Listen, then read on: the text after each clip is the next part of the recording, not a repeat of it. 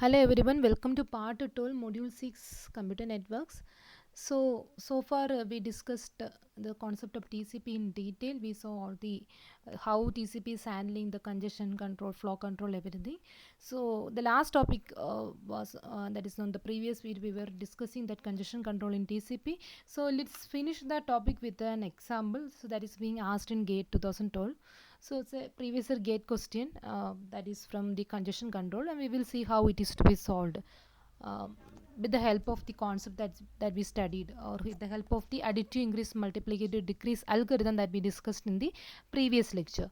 So consider an instance of a TCP additive increase multiplicative decrease algorithm where the window size at the start of the slow start phase is 2 maximum segment size, and the threshold at the start of the first so you know what is slow start, all those things we already seen. Anyways, we will see a quick review of this here. So initially it was 2 mss, and the threshold at the start of the first transmission, uh, the threshold value was 8 mss. Assume that the timeout occurs during the fifth transmission. There is a timeout, and the congestion window size, and you are asked to find out the congestion window size at the end of the 10th transition. So that's all. So options were given like this. So let's have a quick recap of what we learned as congestion control policy in TCP. We already seen this topic in detail with respect to TCP Tahoe as well as TCP Reno implementations. So this is as some kind of a quick recap, particularly about TCP Reno. So that is what is being used in our current system. So initially it will start with that slow start phase that starts slowly, but the window is incremented exponentially by doubling itself, right? And the congestion avoidance phase, uh, as soon as you are reaching the threshold value, the window will keep increasing by 1. So that is what we call as a congestion avoidance phase, where the window size is incremented by 1. And still, whether you are in slow start or in congestion avoidance phase, if there is a congestion, you are supposed to detect it. And we have a network layer facilities for congestion detection, something we already discussed, right? So by some ways, by explicit congestion notification or some other way, the network layer will be communicating to the transport layer the presence of congestion, and that time the sender goes back to that is one way. And another way, the TCP itself is having facility on detecting congestion, the presence of 3 duplicate acknowledgement as well as the timeout, right? So that time the sender goes back to slow start phase again, or congestion avoidance phase. So that is something we saw in Reno. In the sense, if the congestion is detected out of 3 duplicate acknowledgement, that indicates less severe congestion, and we will try to avoid it by means of moving on to the congestion avoidance phase only. But if it's a severe congestion being indicated by the timeout, we will go back to slow start phase. Hope you remember. So slow start and congestion avoidance phase, the same thing. We will start with an initial congestion window. So it is 1 as an example, but it can be any value up to 4 that we saw previously, right? So in every 1 RTT, this with each acknowledgement, the window size incremented by 1. So after 1 RTT, the entire window will get on acknowledgement for each segment, right? So in initial case, it is 1 only. So this 1 plus an acknowledgement, as soon as you are getting acknowledgement for this, you can increment the window by 1. So 2. So next time this 2 of them you send, and for each acknowledgement you can increment the window by 1, and totally the new window will be 2, the already existing window size plus 2 more, so 4. Then it is 8. So hope you remember, we discussed this in detail in our previous videos. And during congestion avoidance phase, we will keep incrementing the congestion window by 1 only. So if at any point you reach the threshold, and because of that you are in congestion avoidance phase, if the window size is I, then in every RTT, instead of doubling this window size, that is what is happened in congestion, slow start phase, here you will be incrementing the window by 1. Okay, so that about congestion avoidance phase. Then detection phase, you can detect congestion by means of, and that we will assume 3 duplicate acknowledgement or timeout. But anyways, whatever it is, the during detection, the multiplicative decrement will happen, in the sense the window size will be, means what is the current size by 2 will be the new threshold. And from that threshold value, you can either go to additive increase, or you can go to the slow start phase, and the threshold can be kept as the current window size by 2. So if congestion occurs, the window size is decreased multiplicatively. The only way the sender can guess the congestion occurred is need for a retransmission. So retransmission is one way, and that itself it is indicated by retransmission timeout. Many things were there, but the main indication is the retransition due to timeout and retransition due to 3 duplicate acknowledgements. So two ways were there. If it is due to timeout, that indicates a high possibility of congestion or severe congestion, where you are supposed to go back to the slow start phase with the starting window size say 1, or what is that minimum value, and the window size current window size by 2 will be reduced. The window size will be reduced to half of it, and that will be our new threshold. But if it is a case of 3 duplicate acknowledgement, it is the just that packet is missing, but the congestion situation is possibly less or less severe only. So you can reset the congestion window size to be the threshold value, and the threshold value is half of the current congestion window, right?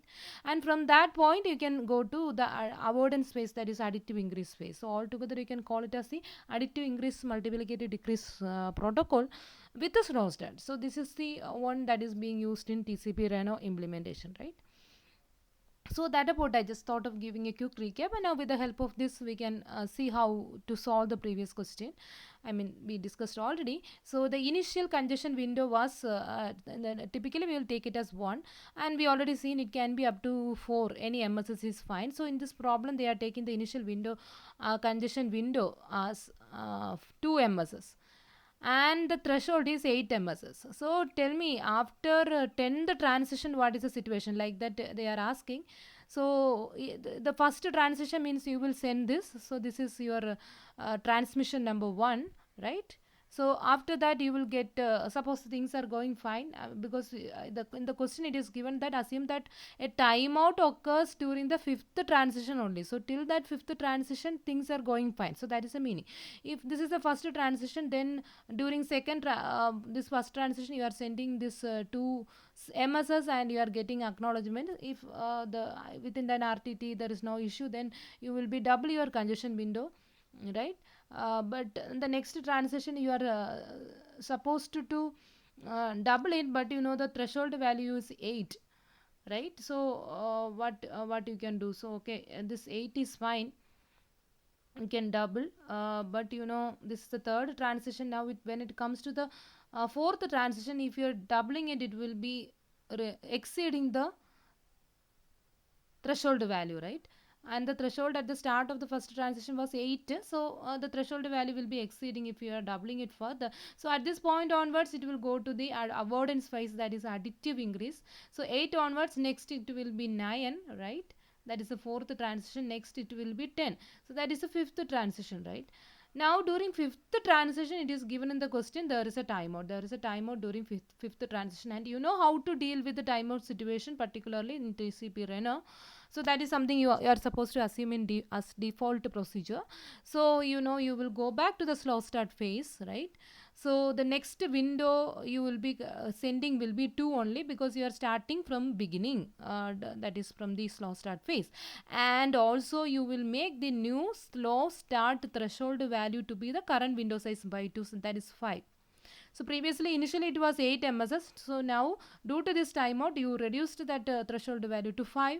So this 2 will be communicated in the 6th transition, right? Now what will be communicated in the 7th transition, it's double, because slow start, how it is, it's doubling, right? It's when you are getting acknowledgement for those 2 segment, you will add 1. So totally it will be 2 during the 7th transition.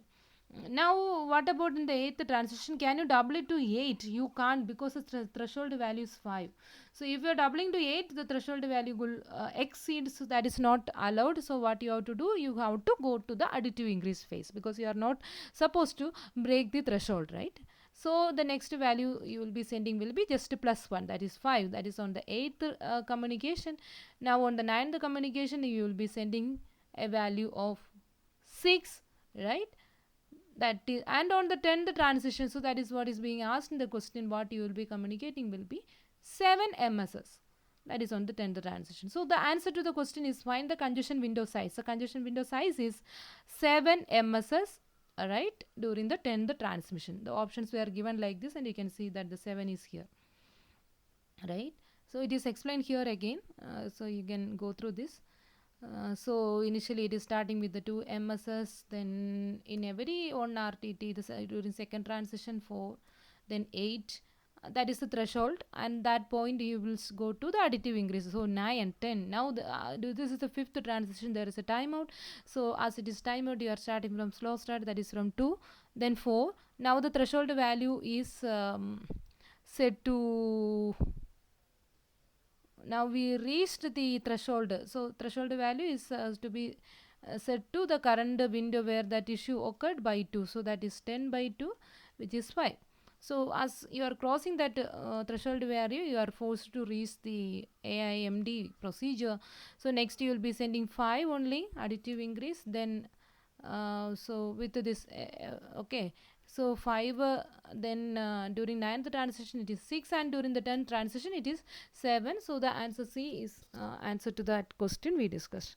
Hope it is clear. Just I taken an example to give you a view like how questions were coming for exams like GATE, right? So basic concept is what we learned as the congestion control algorithm that is being used in TCP Reno. So don't assume the one which is being used by TCP Tahoe, because that is being modified by Reno. So that is the one we are using currently with slight variation, but the basic procedure is same. So that is the one you are supposed to follow in any exams based on this particular course.